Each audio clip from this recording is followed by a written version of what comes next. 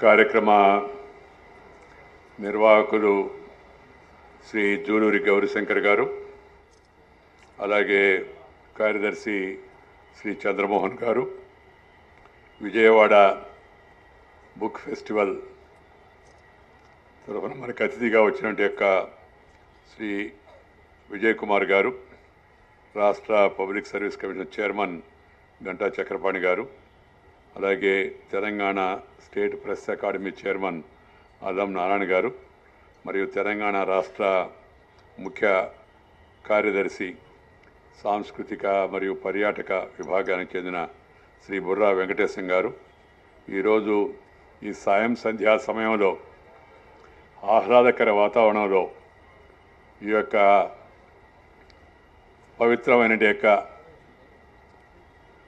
ఈ book festival కార్యక్రమంలో పాల్గొనడానికి వచ్చినట్టు యొక్క పుస్తక అభిలాషులందరికీ నా హృదయపూర్వకమైన అభినందనలు, అందరికీ కూడా శుభాకాంక్షలు తెలియజేస్తున్నాను. మనసులో నాకు నిజంగా చాలా సంతోషంగా ఉంది. ఒకటి భాష అన్నా, రెండు పుస్తకం అన్నా, మూడు మస్తకం ఉన్న మనుషులన్నా. మస్తకం అంటే తల లేకుండా మనుషులు ఉండాలి, తల లోపల ఉండే దాని గురించి చెప్తుంది. వ్యవసాయం అన్నా, పశు సంపద అన్నా, ప్రకృతి అన్నా నాకు చాలా ఇష్టం. ఇంకా చాలా ఇష్టమైన చాలా ఉన్నాయి, కానీ ఇది చాలా ఇష్టం. ఈరోజు మన తెలంగాణ రాష్ట్ర రాజధాని విశ్వవిఖ్యాతమైన యొక్క హైదరాబాద్ నగరంలో ఈ చేపట్టిన యొక్క పుస్తక మహోత్సవాన్ని ప్రారంభించడం చాలా సంతోషంగా ఉంది. పుస్తకాలు భాషా సంస్కృతులకు దర్పణాలు, విజ్ఞానము అభివృద్ధి గమనంలో అక్షర పాదేయాలు. అలాంటి ఎన్నో పుస్తకాల కొలువుదీరిన హైదరాబాదు పుస్తక మహోత్సవం 2018లో పాల్గొనడం నాకు మనసు ఎంతో సంతోషంగా ఆనందంగా ఉంది. ఓ సందర్భంలో డాక్టర్ శ్రీనారాయణ రెడ్డి గారు అక్షరం గురించి చెప్తూ, అది అక్షరం, అది చిగురిస్తే శబ్దం అవుతుంది, తీగ సాగితే వాక్యం అవుతుంది, పందిరంత విస్తరిస్తే గ్రంథం అవుతుంది అని చాలా చక్కగా చెప్పాడు ఆయన. సమస్త వాంగ్మయ సృష్టికి బీజ రూపం అక్షరమే అంటారు. అక్షరానికి ఉన్న శక్తి అలాంటిది. అక్షరం గురించిన ప్రస్తావన నారాయణ సూక్తంలోనూ మనకు కనిపిస్తుంది. అక్షరం పరం పదం అంటూ వర్ణన ఉంటుంది. అంటే అక్షరానికి భారతీయ సంస్కృతి భగవంతుడితో సమానమైన ప్రాధాన్యత ఇచ్చింది. అంటే అక్షరం వచ్చిన వాడికి భగవద్ దర్శనం అవుతుంది అన్నట్టుగా. అక్షరం అంటే క్షరం లేనిది, అంటే నాశనం లేనిదని అర్థం. అదే అక్షరాలతో మన భాష మొదలవుతుంది. అక్షరం పుట్టిన తర్వాత ఏ విధంగా ప్రవహిస్తుందో, ఏ దిశల్లో పయనిస్తుందో, ఎవరి జ్ఞానం నుంచి వర్ధిల్లుతుందో, ఎన్నో మార్పులకు అది గురవుతుందో మనం చెప్పలేము. ప్రజాకవి కాళోజీ నారాయణరావు గారు చెప్పినట్టుగా పెద్దలు ఈ సందర్భంగా గుర్తొస్తుంది, అక్షర రూపం దాల్చిన ఒక సిరా చుక్క 1,00,000 మెదళ్లకు కదలిక అని చెప్పాడు ఆయన. ఎంత పవర్ఫుల్ స్టేట్మెంట్ అది. శక్తివంతమైన యొక్క వాక్యాన్ని చెప్పాడు ఆయన. అలాంటి కదిలించే శక్తి పుస్తకానికి ఉంది. పుస్తకాలు మన స్నేహితులు, మంచి పుస్తకాలు మన మంచి స్నేహితులు. స్నేహితులు అనేక రకంగా ఉంటారు, కానీ పుస్తకాలు మంచి స్నేహితుల్లో మనం మొదటగా చెప్పుకోవచ్చు. మరి ఈ పుస్తకాలు మన జీవన ప్రమాణాలు పెంచుతాయి. మన కుంగిపోయినప్పుడు మనకు దారి చూపిస్తాయి.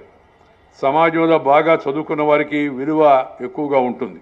ఒక పుస్తకం తెరడం అంటే కొత్త ప్రపంచాన్ని తెరిచినట్టే. 1986లో అశోక్ నగర్ సిటీ గ్రంథాలయంలో నిర్వహించిన ఈ పుస్తక మహోత్సవం పాఠకుల నుంచి ఆదరణ పొందుతూ నిజాం కళాశాల మైదానంలో, అలాగే పబ్లిక్ గార్డెన్స్లో, exhibition grounds, Keshav memorial high school grounds, necklace road, NTR stadium, ఇలా హైదరాబాద్లో అనేక ప్రదేశాల్లో జరిగిన ఎన్నో పుస్తక ప్రదర్శనలు తెలుగు ప్రజల పఠనాశక్తికి నిదర్శనంగా నిలిచాయి. ఇప్పుడు తెలంగాణ కళాభారతి ఎన్టీఆర్ స్టేడియంలో జరుగుతున్న ఈ 32వ పుస్తక ప్రదర్శన పుస్తక ప్రియుల్ని మరింత ఆనందపరుస్తుందని నేను ఆశిస్తున్నాను. భాగ్యనగర హైదరాబాద్ నగర ప్రజలు ఈ సదవకాశాన్ని, ఈ సువర్ణ అవకాశాన్ని చుట్టుపక్కల జిల్లాల నుంచి కూడా వచ్చి దీన్ని అందరూ కూడా సద్వినియోగం చేసుకుంటారని చెప్పని ఆశిస్తూ ఉన్నాను. ఈ విద్యార్థుల్లో పాఠకుల్లో పఠనాశక్తిని పెంచి వారి విజ్ఞాన వికాసాలకు తోడ్పడాలనే ఉద్దేశమే ఈ పుస్తక మహోత్సవం యొక్క ఆశయము, దాని యొక్క లక్ష్యము. ఈ లక్ష్యం సత్ఫలితాలను సాధించాలని చెప్పని నేను కోరుకుంటూ ఉన్నాను. మిత్రులారా, ప్రాచీన కాలం నుంచి మన జీవితంలో విప్లవాత్మక మార్పులకు పుస్తకాలు నాంది పలుకుతూ ఉన్నాయి. ప్రపంచంలో అత్యంత ప్రాచీన నాగరికత కలిగిన భారతదేశం విజ్ఞాన కనులుగా పేరుగాంచిన వేదాలు వేల సంవత్సరాల పాటు మౌఖిక రూపంలోనే సంరక్షించబడ్డాయి. అవి రాయబడలేదు మొదట్లో. లిపి కనుగొన్న తర్వాత మౌఖిక రూపంలో ఉన్న విషయాలను కొందరు మహనీయులు అక్షర రూపం కల్పించారు. రాళ్లపైన ప్రారంభమైన రాతలు, రాగి రేకులు, జంతువుల చర్మం, తాటి ఆకులను దాటి చివరకు కాగితం పైకి చేరుకున్నాయి. వేల సంవత్సరాల పాటు మానవుని ధారణాశక్తి, మేధా సంపత్తుల ద్వారా కాపాడుకుంటూ వచ్చిన పలు అంశాలు గ్రంథ రూపం దాల్చాయి. మన దేశంలో గ్రంథాల చరిత్ర మీద భిన్నాభిప్రాయాలు ఉన్నప్పటికీ తాళపత్ర రూపంలో తొలి గ్రంథాలకు ఆద్యులు భారతీయులే అని చెప్పుకోవాలి. వేలాది సంవత్సరాలుగా మానవ చరిత్ర, నాగరికత, సంస్కృతి, సాంప్రదాయాల మీద పుస్తకాలు చూపిన ప్రభావాన్ని మరేది చూపలేకపోయిందని నా నిశ్చితమైన అభిప్రాయం. దేశాభివృద్ధికి, సాహిత్య జగతికి, విజ్ఞాన శాస్త్ర పురోగతికి, యుద్ధ సమయంలో, శాంతి సమయంలో, దేశ పునర్నిర్మాణ సమయంలో గ్రంథాలు సమస్త మానవాళికి అండగా నిలిచాయి. మానవుణ్ణి మహోన్నతిగా మలిచినవి పుస్తకాలే. మిత్రులారా, ప్రముఖ కథా రచయిత మధురాంతకం రాజారాం గారు చెప్పిన ఒక మాటని సందర్భంలో మీకు గుర్తు చేస్తున్నాను. పిల్లవాడు ఎన్ని చోట్ల తిరిగినా, ఎంత ఆనందం పొందినా తల్లి ఒడిలో పొందే ఆనందాన్ని మరి ఎక్కడా పొందడు అని చెప్పని.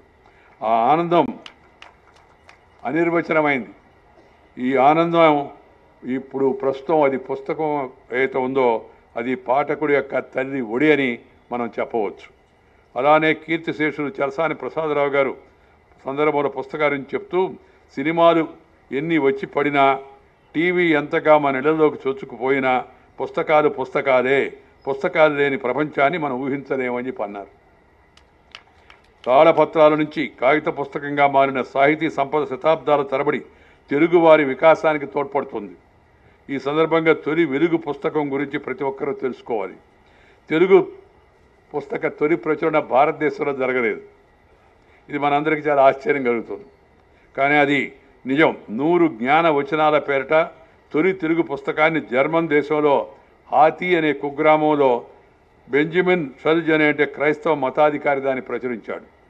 నాటి నుంచి నేటి వరకు అప్రతిహతంగా పుస్తకాలు ఆదరణ పొందుతూనే ఉన్నాయి. పుస్తకాలు ఒక మతానికో, ఒక కులానికో, ఒక వర్గానికో, ఒక ప్రాంతానికో, ఒక భాషకో పరిమితం కావు. లక్ష్మీ కటాక్షం సంగతి ఎలా ఉన్నా పుస్తక సరస్వతి కటాక్షం మాత్రం ఆసక్తి ఉన్న ప్రతి ఒక్కరికి అందుతుంది. సరస్వతికి పేద గొప్ప అన్న తేడా లేదు. శరీరానికి వ్యాయామం ఎంత ముఖ్యమో మెదడును చైతన్యం చేయడానికి పుస్తకాలు కూడా అంత ముఖ్యం. 1000 పడగల పుస్తకంలో శ్రీ విశ్వనాథ సత్యనారాయణ గారి పెద్దలు అన్నట్టు ఓ జాతి సర్వత ఉన్మీలితమైన యొక్క జాతి కావచ్చు, కానీ శక్తి దాంట్లో చావరాదు. మనం ఎంత ఎత్తుకు ఒదిగినా మన అభివృద్ధికి కారణమైన శక్తి మాత్రం దినదిన ప్రవర్ధమానంతం అవుతూ ఉండాలి. ఆ శక్తి ఎప్పుడు పెరుగుతూ ఉండాలి. అప్పుడే దానికి ఆకర్షణ ఉంటుంది.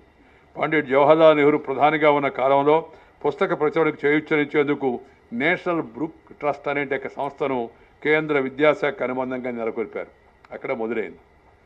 నేషనల్ బుక్ ట్రస్ట్ తొలి పుస్తక ప్రదర్శన నిర్వహించిన ఘనత దానికే దక్కుతుంది. 1966లో ముంబైలో జరిగిన ప్రదర్శన ప్రజల నుంచి, పుస్తక పరిశ్రమ నుంచి వచ్చిన స్పందన కారణంగా దేశంలో అనేక ప్రాంతాలకు విస్తరిస్తూ ఉంది. ఇవాళ మన హైదరాబాద్లో నిర్వహిస్తున్న పుస్తక ప్రదర్శన దేశంలో 2వ స్థానంలో ఉంది. కలకత్తా మొదటి స్థానం ఆక్రమించడానికి కారణం పశ్చిమ బెంగాల్ రాష్ట్ర ప్రభుత్వం కోట్ల రూపాయల పుస్తకాలు కొనుగోలు చేసి రాష్ట్ర గ్రంథాలయాలు, విద్యాలయాలకు అందిస్తుంది. దానితో పాటు బెంగాల్లో సాహిత్యం పట్ల అభిరుచి కూడా మెండు అనే విషయం కూడా మనందరం అంగీకరించ తప్పదు. అలాంటి సహాయ సహకారాలు తెలంగాణ రాష్ట్ర ప్రభుత్వం నుంచి హైదరాబాద్ బుక్ ఫేర్కు కూడా అందితే మన పుస్తక ప్రదర్శన కూడా సునాయాసంగా మొదటి స్థానానికి చేరుతుందని నాకు విశ్వాసం అని మీ అందరికీ మనజేస్తున్నాను. ఇలాంటి పుస్తక మహోత్సవాల ద్వారా ప్రజలకు ఒక చోట తమకు కావలసిన పుస్తకాలు కొనుగోలు చేసి అవకాశం కలుగుతుంది. కొత్త పుస్తకాల గురించి, కొత్త రచయితల గురించి, రచనల గురించి తెలుసుకునే అవకాశం లభిస్తుంది. కొత్త అభిరుచులు ఏర్పడడానికి దారితీస్తుంది. కొత్త ఆలోచనలకు అది మార్గాన్ని సుగమం చేస్తుంది. రచయితలకు తమ పుస్తకాల గురించి జనానికి తెలిపేందుకు కూడా ఇది వీలు కలిగిస్తుంది. ఈ మధ్యకాలంలో ఎన్నో ఆన్లైన్ డిజిటల్ వేదికలు అందుబాటులోకి వచ్చాయి. అయినప్పటికీ అచ్చైన అక్షరం విలువ తగ్గనిది, వాడిపోనిది. ఈ పుస్తక మహోత్సవాలు భాషాభివృద్ధికి, భావాల అభివృద్ధికి తోడ్పడతాయి. భాష और భావన एक साथ चलता है అని చెప్తారు పెద్దవాళ్ళు. అందుకని తద్వారా మన యొక్క భావనను, మన భాషను అభివృద్ధి చేసుకునేందుకు, మన సంస్కృతిని ప్రోధి చేసుకునేందుకు కూడా ఈ పుస్తకాలు ఎంతగానో ఉపయోగపడతాయి. తద్వారా సమాజ అభివృద్ధికి, సమాజ చైతన్యానికి కూడా ఇవి ఎంతో దోహదం చేస్తున్నాయి. ప్రపంచీకరణ తర్వాత ప్రాంతీయ భాషలకు ప్రాధాన్యత తగ్గి ప్రాంతీయ భాషల్లో పుస్తకాలు, పత్రికలు చదివే వారి సంఖ్య తగ్గుతూ వస్తుందన్నలో సందేహం లేదు. ప్రపంచవ్యాప్తంగా దినపత్రికలు, పుస్తకాలు చదివే వాళ్ళ యొక్క అలవాటు కూడా తగ్గిపోతూ ఉంది. అయితే ఒక సంతోషకరమైన అంశం ఏంటంటే, ఇతర దేశాలతో పోలిస్తే భారతదేశంలో పాఠకుల సంఖ్య పెరుగుతుందని నెల్సన్ అనే ఒక సర్వే సంస్థ తేల్చడం సంతోషకరమైన విషయం. ఈ అక్షరాస్యత పెరగడం, మధ్య ఆదాయ వర్గాలు పెరగడం వలన దేశంలో ప్రచురణలు కూడా పెరుగుతాయని ఈ సర్వేలో వాళ్ళు పేర్కొన్నారు. ఇది మరింతగా పురోగతి, ఈ యొక్క ధోరణి, ఈ పద్ధతి ముందుకు వెళ్ళాలని చెప్పి నేను కోరుకుంటూ ఉన్నాను. అయితే ప్రచురిస్తున్న పుస్తకాల్లో రాసి ఎంత, వాసి ఎంత, నాణ్యమైన పుస్తకాలు ఎన్ని ప్రచురిస్తున్నారు, నాసిరకం పుస్తకాలు ఎన్ని ప్రచురితం అవుతున్నాయి, ఎన్ని మన చరిత్ర, మన సంస్కృతి, మన సాంప్రదాయాలు గురించి చెప్తూ ఉన్నాయి, మన జ్ఞానానికి దోహదం చేస్తున్నాయి అనే విషయాన్ని మనందరం కూడా సమీక్షించుకోవాల్సిన అవసరం ఎంతో ఉంది. వాటిలో మూల రచనలు ఎన్ని, అనువాద రచనలు ఎన్ని సమాజాన్ని చైతన్యవంతం చేస్తున్నాయి, ఎన్ని కేవలం కాలక్షేపం కోసం సమాజాన్ని పక్కదారి పట్టించేందుకు ప్రచురితం అవుతున్నాయి. ఇలాంటి ఎన్నో అంశాలను చర్చించాల్సిన అవసరం ఎంతో ఉంది. దాశరథి గారు చెప్పినట్టుగా విప్లవం అంటే మృత్యు విలయ తాండవం కాదు. పీనుగుల గుట్టల నుంచి విప్లవాలు రావు. ప్రజలను మేలుకొలపాల, నిజమేదో తెలపాల, హృదయాల్లో విప్లవాలు ఎదగాల. అలాంటి శక్తి ఉన్న పుస్తకాలను ప్రజలు చైతన్యవంతం చేయాలని నేను ఈ సందర్భంగా ఆకాంక్షిస్తూ ఉన్నాను. ఇంటర్నెట్టు, టీవీ సంస్కృతి వలన పఠనాశక్తి తగ్గుతున్న క్రమంలో పాఠకులను తయారు చేసుకోవాల్సిన అవసరం ప్రచురణ రంగానికే కాక పత్రికా రంగానికి కూడా ఉంది. ఈ నేపథ్యంలో మరోసారి గ్రంథాలయ ఉద్యమం బలోపేతం కావాల్సిన అవసరం ఎంతో ఉంది. ఈ పుస్తక పఠనాన్ని పెంచేటువంటి యొక్క ఆసక్తిని కనబరిచే యొక్క ఆలోచనలను జనంలో రేకెత్తడం ఈ ప్రచురణ కర్తలతో పాటు పత్రికల పైన కూడా ఆధారపడి ఉందని నేను ఈ సందర్భంగా మనవి చేస్తున్నాను.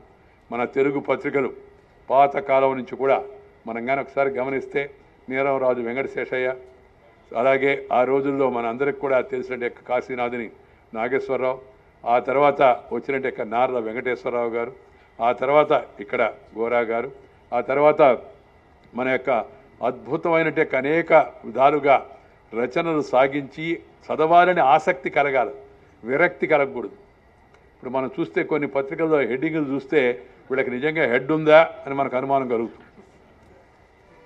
నేను ఒక పత్రిక పేరు చెప్తే వాళ్ళు బాధపడతారు, కానీ చాలా పత్రికల పేరు చెప్పాల్సి వస్తుంది.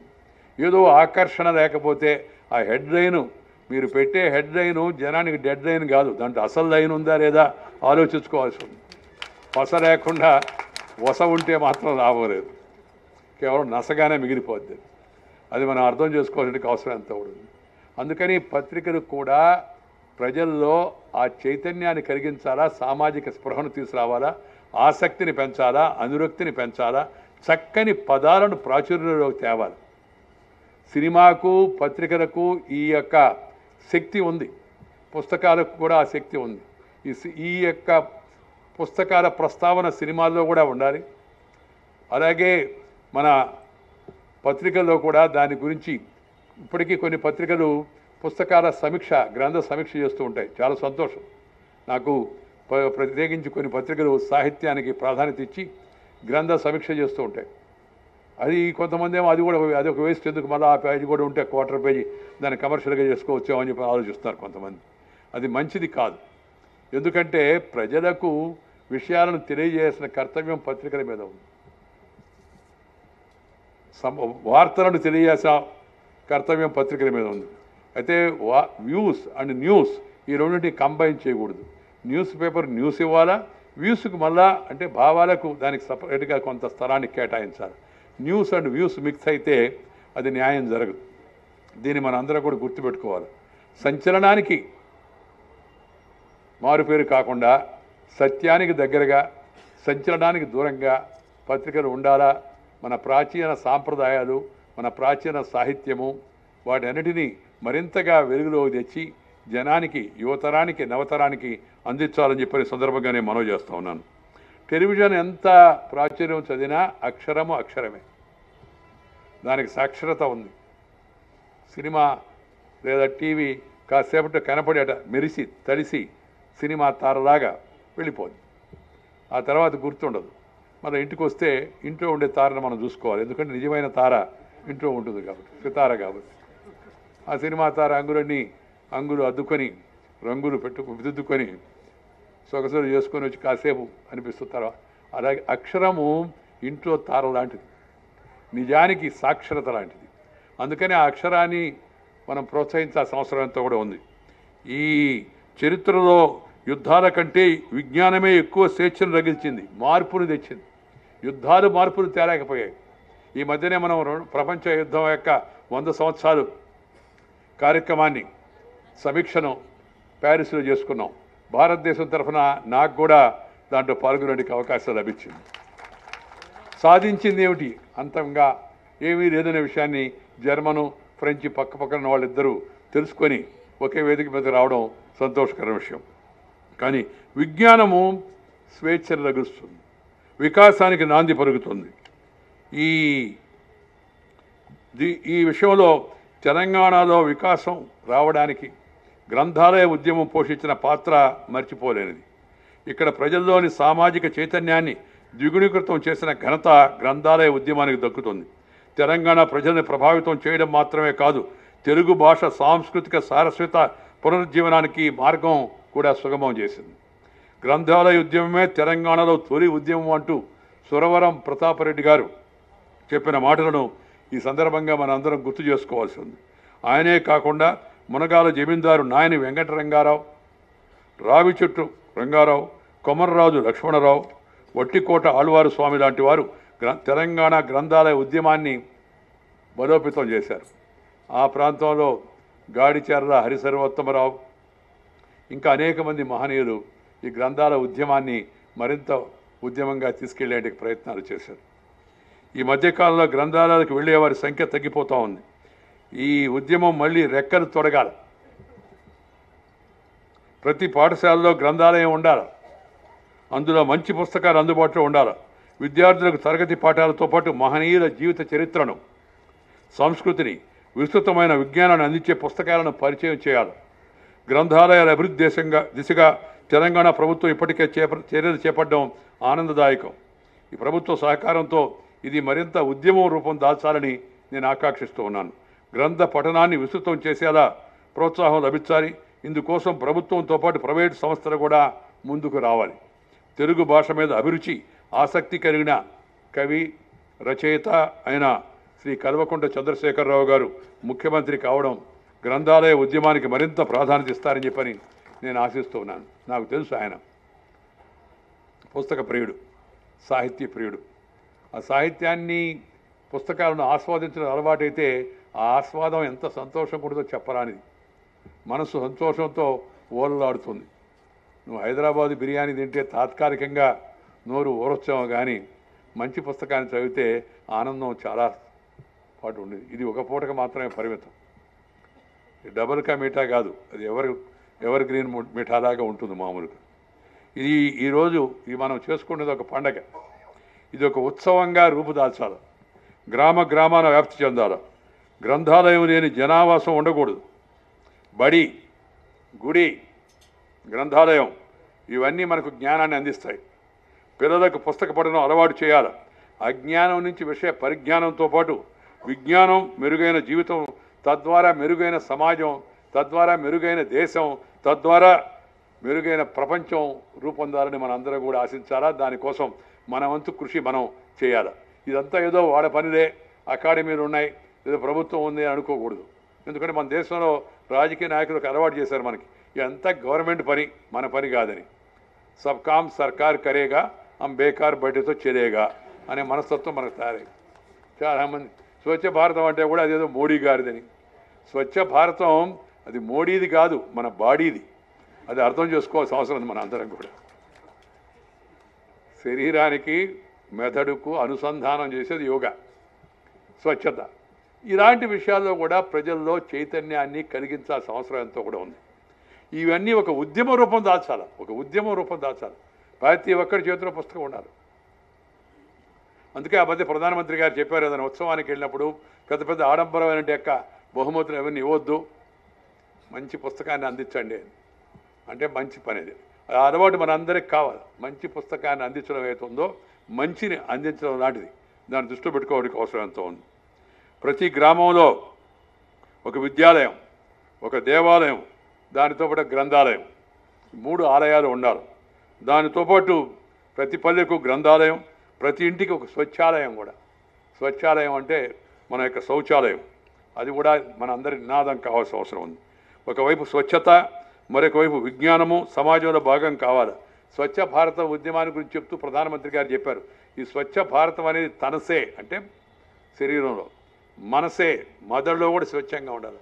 ఈ మెదడులో మనసు స్వేచ్ఛంగా ఉన్నప్పుడు, స్వచ్ఛంగా ఉన్నప్పుడే నిర్భయ లాంటి ప్రకటనలు జరగవు. ఇవాళ మనం చదువుతూ ఉన్నాం అక్కడక్కడ 3 ఏళ్ల చిన్నారిపై అత్యాచారం, 7 ఏళ్ల బాలికపై అత్యాచారం, టీచర్పై విద్యార్థి అత్యాచారం, విద్యార్థిపై టీచర్ అత్యాచారం. ఇవన్నీ మనల్ని ఎంత మనసుని బాధ పెడుతున్నాయో మనకు తెలుసు. ఇలాంటి తప్పుడు ఆలోచనలు రాకుండా సమాజాన్ని సరైన మార్గంలో దిద్దే దాంట్లో సాహిత్యము యొక్క పాత్ర కూడా ఉంది, పుస్తకాల యొక్క పాత్ర కూడా ఉంది. అందుకని వాటిని మనం ప్రోత్సహించుకోవాల్సి ఉంది. మంచి పుస్తకాలను ప్రోత్సహించుకోవాల్సిన అవసరం ఎంతో ఉంది. మతములన్నీ మాసిపోవును, జ్ఞానం ఒకటే నిలిచి వెలుగును అన్న గురజాడ వారి మాటలు నిజం. కావాలంటే పుస్తక పఠనం పెరగాలి. చాలామంది మతాన్ని గురించి మాడేవాడు కూడా ఆ మతంలో ఏముందో వాడు చదవరు, దానికి విరుద్ధంగా వ్యవహరిస్తూ ఉంటారు. ఇప్పుడు మనం చూడండి, టెర్రరిజం ఉంది. ఏ మతం కూడా టెర్రరిజాన్ని ప్రోత్సహించదు, ఏ మతము కూడా వివక్షతను అంగీకరించదు. కానీ మతం పేరుతో ఆ మౌఢ్యం ఎక్కిన కొంతమంది మూర్ఖులు సమాజాన్ని తప్పుదారి పట్టించే ప్రయత్నం చేస్తున్నారు. ప్రపంచవ్యాప్తంగా కూడా ఇవాళ terrorism has become a challenge for the entire humanity across the globe. Terror has no religion. అది మతం కాదు, యతి మతం అది. కానీ దాన్ని ఉపయోగించి జనాన్ని తాత్కాలికంగా రెచ్చగొట్టే ప్రయత్నం చేస్తుంటారు. ఎందుకంటే కులము, మతము, ప్రాంతము, భాష, నీళ్లు ఇవి జనాన్ని తాత్కాలిక ఉద్రేకాలకు ప్రేరేపింపజేస్తాయి. దాన్ని సరైన దిశలో వాడుకొని సన్మార్గంలో తీసుకొస్తే సదవకాశం లభిస్తుంది. అలా కాకుండా దాన్ని వికృద్వానికి మళ్ళిస్తే సమాజంలో అశాంతి, మానసిక అశాంతి కూడా వస్తాయన్నమాట. దీంట్లో పుస్తకాల యొక్క అక్షరం యొక్క ప్రాధాన్యత చాలా ఎక్కువగా ఉంది. ఈ హైదరాబాదులో జరిగే ఈ పుస్తక ప్రదర్శన, రేపు జనవరిలో విజయవాడలో జరగబోయే పుస్తక ప్రదర్శన, ఇవన్నీ కూడా విజయవంతం కావాలని, పాఠక ప్రియుల మన్ననలు పొందాలని, ఇలాంటి బుక్ ఫెస్టివల్ ప్రతి జిల్లా కేంద్రంలో జరగాలని నా యొక్క ఉద్దేశం. సాంస్కృతిక విభాగం దీన్ని చొరవ తీసుకోవాలి. పెద్ద కష్టమైన పనేం కాదు. పుస్తకాలను ప్రేమించండి, పుస్తకాలను చదవండి. మన ప్రధాని చెప్పినట్టుగా ఏ కార్యక్రమంలో పాల్గొన్నా కూడా పుస్తకాలను పెద్ద పెద్ద బహుమతుల బదులు పుస్తకాలను బహుమతులుగా ఇవ్వండి. అజ్ఞాన తిమిరాలను తరిమేద్దాం, విజ్ఞాన దీపాలను వెలిగిద్దాం అనే యొక్క నినాదంతో మనందరం ముందుకు వెళ్ళాల్సిన అవసరం ఎంతో ఉంది. Books are an information, they are illuminative, inspiring. They are our best companions, counsellors and change agents. నేను ఎప్పుడు చెప్తుంటాను, ఇన్ఫర్మేషన్ చాలా ముఖ్యం. But information with confirmation is more than an ammunition. చాలా పెద్ద ఆయుధం లాంటిది. ఆ ఇన్ఫర్మేషన్ కన్ఫర్మేషన్ కూడా ఉంటే, నువ్వు చేసి పరిశోధించి రాసిన పుస్తకంలో వాస్తవం ఉంటే అది సామాజిక మార్పుకు, విప్లవానికి కూడా దారితీస్తుంది. విప్లవం అంటే ఏందే, జనాన్ని చంపుకోవడం కాదు. విప్లవం అంటే సామాజికమైన మార్పు, పరిపాలనాపరమైన మార్పు, ప్రజా జీవనంలో మార్పు, ట్రాన్స్ఫర్మేషన్. అది దానికోసం అని మనం ఆలోచన విప్లవ భావాలంటే అవి. ఈ సతీ సహగమనానికి వ్యతిరేకంగా ఉద్యమించడం, రాజా రామ్మోహన్ రాయ్, వరకట్న నిషేధము, కందుకూరు వారి యొక్క బోధనలో, లేదా అనేక మంది ఇంకా ప్రజా కవులు వారు చెప్పిన విషయాలన్నీ కూడా సామాజిక పరివర్తన తెచ్చేటి ప్రయత్నాలు చాలా వరకు అంటరానితనాన్ని అంతమొందించడము, సాంఘిక వివక్షత లేకుండా చేయడము, స్త్రీల పట్ల చులకన భావం లేకుండా చేయడము, ఈ అన్నీ కూడా చాలా అవసరం. ముఖ్యంగా దురదృష్టవశాత్తు స్వతంత్రం వచ్చి 71 సంవత్సరాలు జరిగినా, ఇంత నాగరికత పెరిగినా, ప్రపంచ దేశాల్లో భారతదేశం శక్తివంతమైన దేశంగా ముందుకు వెళుతుందన్నా ఇంకా మనకు కొన్ని సవాళ్లు ఉన్నాయి. ఒకటి నిరక్షరాస్యత 20% మంది, 2 దారిద్ర్య రేఖ కింద ఉండేవాళ్ళు 20% మంది, 3 లింగ వివక్షత, మహిళల పట్ల ఇప్పటికీ అక్కడక్కడ వివక్షత, 4 కులం పేరుతో దేవాలయం రానికపోవడం, మతం పేరుతో వివక్ష చూపించుకోవడం. ఇవన్నిటికీ వ్యతిరేకంగా ప్రజలను చైతన్యవంతులు చేయాలా?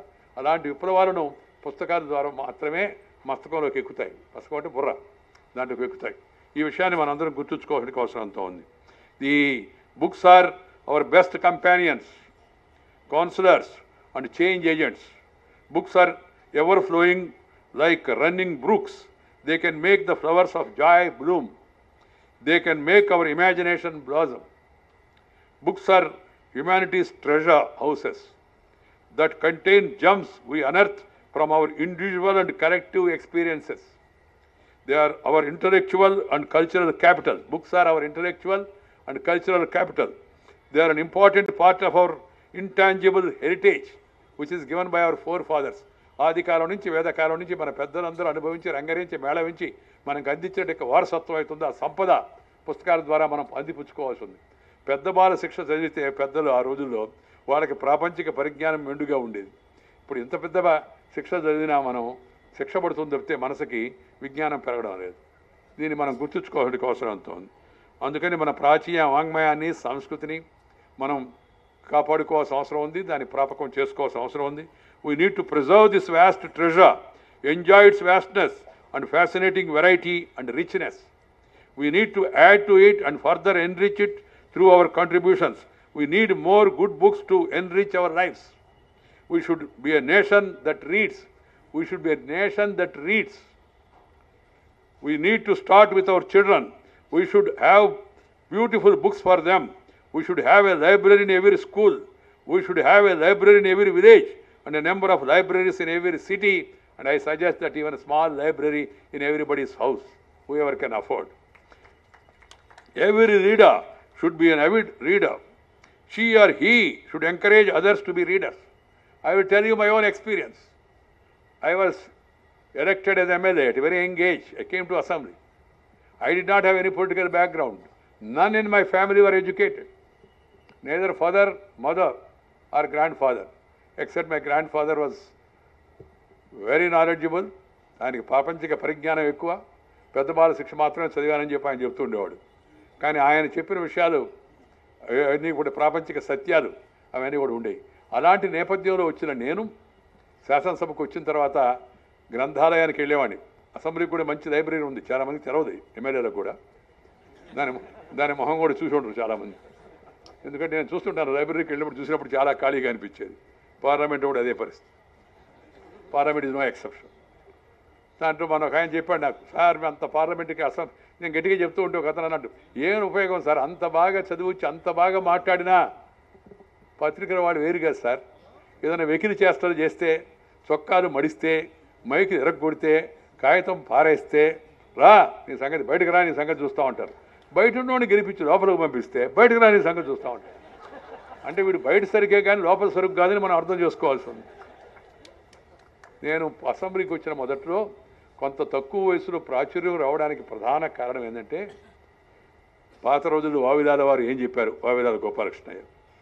పాత రోజుల్లో తరిమల నాగిరెడ్డి ఏం మాట్లాడాడు, పిల్లల మరి వెంకటేశ్వరరావు ఏం మాట్లాడాడు, ఏ శ్రీరాములు ఆ రోజు ఉద్యోగ సంఘాల నాయకుడు ఆయన ఏం మాట్లాడాడు, సివికే రావు ఏం మాట్లాడాడు, ఆయన పుచ్చలపల్లి సుందరయ్య గారు ఏం మాట్లాడారు, లేకపోతే పార్లమెంటు అటల్ బిహారీ వాజ్పేయి, వాజ్పేయి, పిలు మోడీ, ఇంద్రజిత్ గుప్తా, భూపేష్ గుప్తా, జ్యోతిర్మయ్ బసు, అలాగే Prakash Vir Shastri, Mahavir Tyagi, there used to be stalwarts. Satyamurthy మన సౌత్ నుంచి మన విషయాలు స్వతంత్ర ఉద్యమం గురించి తెలుసుకోవాలంటే ఆయన జీవిత చరిత్ర మనం చదవాల్సింది. అలాగే రాజాజీ, ఇలాంటి మహనీయులు. రాజాజీ ఒక చక్కని మాట చెప్పాడు ఆయన, ఆ మాటకు ముందు వెల్లోకి వెళ్తారు, దూసుకెళ్తారు. వెల్లో అంటే ఆ ముందుండే ఖాళీ ఇస్తారు. ఇప్పుడు ఇదిగోండి ఈ వెల్లోకి ఎవరు పోకుండా అడ్డం వేస్తున్నారు, ఎందుకంటే ఉపరాష్ట్రపతి ఉన్నాడని. పార్లమెంట్లో కూడా అలాంటి ఏర్పాటు చేస్తే బాగుంటుంది అనిపిస్తుంది నాకు. వెల్ అంటే ఆ ముందుండే ఖాళీ ప్రదేశం. ఆయన ఒక మాట చెప్పాడు, if you are not well on facts go to the well of the house అని చెప్పాడు. ఒక చురక అంటించాడు, నీ దగ్గర సత్తా లేకపోతే పస లేకపోతే లోపల పోయి గొడవ చేయాలి. అలాంటి వాటికి పత్రికలు బాగా ప్రాధాన్యత ఇస్తున్నాయి సార్. కష్టపడి చదివి రేపు మాట్లాడినా వాటికి ప్రాధాన్యత లేదు. వాస్తవం, చాలా వరకు వాస్తవం. నాకు సొంత అనుభవం. నేను ఒకసారి మొదటిసారిగా పార్లమెంట్కి వెళ్ళినప్పుడు 20 ఏళ్ల కిందట చాలా అధ్యయనం చేసి వ్యవసాయం పైన 52 నిమిషాలు మాడాను. అప్పుడు పార్లమెంట్లో స్వామినాథన్ గారు ఉన్నారు, వ్యవసాయ మంత్రిగా ఉన్న శరద్ పవార్ గారు, కమ్యూనిస్ట్ పార్టీ నాయకుడు, సోషలిస్ట్ పార్టీ నాయకుడు, కాంగ్రెస్ నాయకుడు చాలామంది నా దగ్గరికి వచ్చి చాలా అభినందించారు. వెంకయ్యనాయుడు చాలా బాగా మాడేవయ్యా, వ్యవసాయం గురించి చాలా చక్కగా మాడేవని. నేను సంతోషించాను. మరుసటి రోజు ఉదయాన్నే పేపర్ చేసి చూసా, ఏ పేపర్లో ఏం లేదు. ఒక్క పేపర్లో మాత్రం Venkaiah Naidu spoke elaborately extensive and agriculture, Hindu paper, 2 లైన్లు వేసి. అదేంటంటే దాంట్లో ఒక అమ్మాయి రిపోర్టరు, ఆమె కొద్దిగా రూరల్ డెవలప్మెంట్ మీద ఆసక్తి అట, ఆ అమ్మాయి రాసింది, అందుకని 2 లైన్లు వేసి. What sort of encouragement we are giving to the people, ఇది మనం అర్థం చేసుకోవచ్చు. ఆ లైబ్రరీకి వెళ్ళి చదివిన తర్వాత ఆ వచ్చిన ప్రజ్ఞానంతో ఆ తర్వాత అసెంబ్లీలో ఉదయం 8 గంటలకు అసెంబ్లీ మొదలయ్యేది. అప్పుడు ఎవరు ముందు నోటీస్ ఇస్తే వాళ్ళకి అవకాశం. ఒక పార్టీకి ఎంత సమయం, ఒక వ్యక్తికి ఇన్ని నోటీసులు, ఇన్ని అవకాశాలు ఉండేది కాదు. ఎవడు ఉత్సాహంగా ఉంటే వాడికి. అప్పుడు ఉత్సాహం మెండుగా ఉండేది, వేరే పని కూడా ఉండేది కాదు. అందుకని ఉదయాన్నే వెళ్ళిపోయి దండిగా నోటీసులు ఇచ్చేవాళ్ళం. ప్రతిదానికి నోటీసు ముందు నాది ఉండేది. సిపిఎం ఓంకార్ గారు, సిహెచ్ రాజేశ్వరరావు గారు, చన్నమనేని రాజేశ్వరరావు గారు, జయపాల్ రెడ్డి, వీళ్ళందరం పోటాపోటీగా ఉండేవాళ్ళం. అసెంబ్లీలో మాట్లాడేవాళ్ళం. ఎందుకంటే విషయ పరిజ్ఞానము జీవితం ద్వారా నువ్వు విజ్ఞానం తెలుసుకోవడం క్షమైపోద్ది నీకు. అది చూసుకోండి. ఏంది సేయింగ్ కదా, wise men learn from others experience and fools learn from their own experience అని. మనకు అనుభవించేదాకా మనం ఏం చూస్తే ఇలాప్పుడు మన జీవితం అయిపోద్ది, ఉండదే. అందుకని సొంత అనుభవంతో నేర్చుకున్న వాటిని కూడా గుణపాఠాలు కావాలా, కానీ ఇతరుల యొక్క జీవిత అనుభవాల ద్వారా గుడ్ ప్రాక్టీసెస్ వాటిని మనం తెలుసుకోవాల్సింది. దానికి విషయ పరిజ్ఞానం, పుస్తక పఠనం చాలా అవసరం. నాకు నిజంగా నన్ను ఇంత చేసిందంటే పుస్తకానికి కూడా దాంట్లో చాలా ప్రాధాన్యత ఉందని చెప్పి నేను భావిస్తున్నాను. ప్రసంగాలు వినేవాడిని. అసెంబ్లీకి 8కి వెళితే 1 గంట దాకా బయటకు వచ్చేవాడిని కాదు. అప్పుడు ఈ ప్రాబ్లం కూడా లేదు. ఇప్పుడు వయసు వచ్చి కొంత డయాబెటిక్ వల్ల మధ్యలో యూరినల్స్కి వెళ్ళాల్సి వస్తుంది, వాష్రూమ్కి. అప్పుడు అలాంటి అవసరం కూడా ఉండేది కాదు. 8 నుంచి 1 గంట వరకు కుర్చీ వదలకుండా కూర్చునేవాడిని. అనేక విషయాలు నేర్చుకున్నాను అవతల వాళ్ళ ప్రసంగాలు విని, అలాగే గ్రంథాలయానికి వెళ్ళి అనేక విషయాలు తెలుసుకొని. కాబట్టి ఈ నేటి యువతరం కూడా ముఖ్యంగా ఎమ్మెల్యే కావాలనే కాదు, ప్రతి ఒక్కరూ ఏ బాధ్యతలో ఉన్నవాళ్ళైనా, ఏ రంగంలో ఉన్నవాళ్ళైనా విషయ పరిజ్ఞానాన్ని పెంచుకోవాలంటే పుస్తక పఠనం చాలా ఉపయోగం అవుతుంది. కూర్చో, ఇది పార్లమెంటు కాదు, అసెంబ్లీ కాదు, మాకు కూర్చున్నాం. అక్కడైతే మధ్యలో ఏదైనా మాడవచ్చు, అనుమతి లేకపోయినా. నేనేమంటున్నానంటే పుస్తక పఠనము చాలా ముఖ్యం, దీన్ని గుర్తుపెట్టుకోవాల్సి ఉంది. రెండోది, మనందరం కూడా గమనించాల్సిన విషయం ఏదైతే ఉందో, ఇది ఈ సమాజాన్ని మార్పు తేవాలంటే ఆ మార్పు అక్షరం ద్వారానే సాధ్యం అవుతుంది. సినిమా కూడా కొంత ప్రభావం ఉంది, నేను కాదన్ను. కానీ వాళ్ళ సినిమాలు ఏ దారి నడుస్తున్నాయి మీ అందరికీ కూడా తెలుసు. సకుటుంబ సమేతంగా వెళ్ళి సినిమా చూసే పరిస్థితి లేదు. సంగీతము, సాహిత్యము వీటికి కూడా చాలా ప్రభావం ఉంది, సమాజాన్ని ప్రభావితం చేయగలవు. కానీ ఇవాళ పరిస్థితులు వేరుగా ఉన్నాయి. సినిమా రంగం కూడా దీని గురించి ఆలోచించాల్సిన అవసరం ఎంతో ఉంది. ఈరోజు నేను అందుకని అంటున్నాను, every reader should be an Avid reader. A reader can become a good reader. ఇది గుర్తుపెట్టుకోవాల్సి ఉంది. మనం చదువుకునే విషయాల్లో కూడా మంచి విషయాలు చదువుకోవాలి, మంచి విషయాలు తెలుసుకోవాలి. ఏవైతే విజయవంతమైనవో ఆ విషయాలు ఎక్కువ తెచ్చుకోవాలి. కేవలం సిద్ధాంతపరంగా అనుకొని నేను అప్పుడు ఒక మాట చెప్పాను, అప్పుడు ఒక మాట, ఇప్పుడు ఒక మాట చెప్పను, 30 ఏళ్ల కింద ఏం చెప్పానో అదే చెప్తానన్నాడు ఒక ఆయన. కోర్టుకు పోతే అన్నాడు జడ్జిని, నువ్వు ఇంతకుముందు ఒక కేసులో వచ్చావు కదా అన్నా అంట. అవును సార్. అప్పుడు కూడా నువ్వు నీ వయసు 30 ఏళ్ళు అని చెప్పావంటే, అవును ఇప్పుడు కూడా 30 ఏళ్ళే సార్, అప్పుడు ఒక మాట ఇప్పుడు ఒక మాట చెప్పను, నేను అదే మాట మీద నిలబడతానన్నా. సో విషయాలు మారుతున్న పరిస్థితులకు అనుగుణంగా నాకు బాగా గుర్తొస్తుంది. ఇప్పుడు నేను విద్యార్థి ఉద్యమంలో ఉన్నప్పుడు ఆటోమేషన్ యాంటీ నేషన్ అని అన్నాను. కంప్యూటర్ పెడితే బ్యాంకుల్లో ఈ ఆటోమేషన్ ఇది యాంటీ నేషన్ అంటే ఉద్యోగాలు పోతాయి అన్నట్టుగా. Can you think of automation being an anti nation now? మార్పులు, technological changes that are coming, social changes that are coming. ఇంతకుముందుకి ఇప్పటికీ సమాజంలో కొంత మార్పు వచ్చింది. ఈ మార్పు మరింత ప్రస్ఫుటంగా రావాలంటే దానికి పుస్తక పఠనాన్ని మనం అందరం ప్రోత్సహించాల్సిన అవసరం ఉంది. Words can change the world, books can change the outlook. We need to strive towards the transformation. The demographic dividend we want to achieve cannot be achieved if we don't improve our literacy rate and number of good readers. Good readers కూడా అవసరం. మనిషికి నాయకుడు కావాలంటే, ఏ రంగంలోనైనా గుర్తింపు తెచ్చుకోవాలంటే మనిషికి grammar ఎంత ముఖ్యమో గ్రామర్తో పాటు గ్రామర్ కూడా అంత ముఖ్యం. గ్రామర్ అంటే వ్యాకరణం కాదు, సబ్జెక్ట్. ఆ అర్థంతో చెప్తున్నాను. గ్రామరు ముఖ్యము, కొద్దిగా మధ్యలో హ్యూమర్ కూడా కాస్త ముఖ్యం. అవి ఉంటేనే జనం దాన్ని స్వీకరిస్తారు, ఉత్సాహంగా ముందుకు వెళ్తారు. ఇవన్నీ బాగా అందిపుచ్చుకోవాలంటే పుస్తక పఠనం ద్వారా అవి లభ్యమవుతుంటాయి. అంతేగాని గ్రామర్ పెంచుకుంటాను, నేను మంచి హ్యాటు బూటు సూటు వేసుకుంటాను, దానివల్ల నీ గ్రామర్ అని అనుకోరు. గ్రామర్తో పాటు గ్రామర్ ఉండాలి, నువ్వు చెప్పేదంటూ సబ్జెక్ట్ ఉండాలంటే నువ్వు చదవాలి, చదివి విషయాలు తెలుసుకోవాల్సి ఉంది. ఇది మన అందరూ కూడా గమనించాల్సిన అవసరం. నువ్వేదో చెప్పదలుచుకున్న మిత్రం అయిన తర్వాత దిగొస్తాను, అప్పుడు రా మాట్లాడదాం తప్పనిసరిగా. ఎందుకంటే సభ అంతా మధ్యలో అంతరాయం కలగకూడదు. ఈరోజు చాలా సంతోషం, ఈ సాయం సంధ్యా సమయంలో ఒక చక్కని పవిత్ర కార్యక్రమంలో ఈ హైదరాబాద్ నగరంలో పాల్గొనడానికి అవకాశం లభించడం, భాగ్యనగర వాసులందరికీ, తెలంగాణ చుట్టుపక్కల ప్రజలందరికీ నేను కోరేది ఏంటంటే, దయచేసి ఈ అవకాశాన్ని మంచిగా అందిపుచ్చుకోండి. ఈ పుస్తక పండుగను ఒక మహోత్సవంగా తయారు చేయండి. మంచి జ్ఞానాన్ని మీ ఇంటికి తీసుకెళ్ళండి ఆ పుస్తకం కొనుక్కోవడం ద్వారా. పుస్తక ప్రియులు హైదరాబాద్ జనం నాకు తెలుసు. హైదరాబాద్ జనం భోజన ప్రియులు, నేను కూడా భోజన ప్రియునే మొన్నటి వరకు. ఈ మధ్య డాక్టర్ చెప్పాడు, ఈ జీవితాన్ని సరిపోయేంత తిన్నవలేవా, ఇంకా తగ్గించు అని చెప్పాడు. అందుకని కొద్దిగా తగ్గిస్తూ ఉన్నాం. దాని పరిణామం కూడా మీరు చూస్తున్నారు. భోజన ప్రియులతో పాటు పుస్తక ప్రియులుగా ఉండాలా, సంగీత ప్రియులుగా ఉండాలా, సాహిత్య ప్రియులుగా ఉండాలా, సామాజిక ప్రియులుగా సేవా కార్యక్రమంలో పాల్గొవాలా. దాంట్లో ముఖ్యమైనది మనకి ఈ పుస్తక ప్రియత్వం. దాన్ని బాగా అందరూ అలవాటు చేసుకోవాలని కోరుతూ మరొకసారి ఈ కార్యక్రమాన్ని నిర్వహిస్తున్నట్టు యొక్క శ్రీ జూలూరు గౌరీశంకర్ గారికి, అలాగే మన చంద్రమోహన్ గారికి హృదయపూర్వకంగా అభినందన తెలియజేస్తూ, ఈరోజు ఈ కార్యక్రమంలో చాలామంది చెప్పారు, సార్ అక్కడ మీటింగ్ పెద్ద ఉండదు, ఎందుకంటే జనరల్గా అలవాటు లేదు జనానికి. నేను చెప్పాను, లేదు తప్ప వస్తారు నాకు తెలుసు హైదరాబాద్ సంగతి అన్నాను. నేను వచ్చేసరికి మీరు నిండుగా మేడుగా ఉండారు. చాలా సంతోషం, ధన్యవాదాలు, నమస్కారం.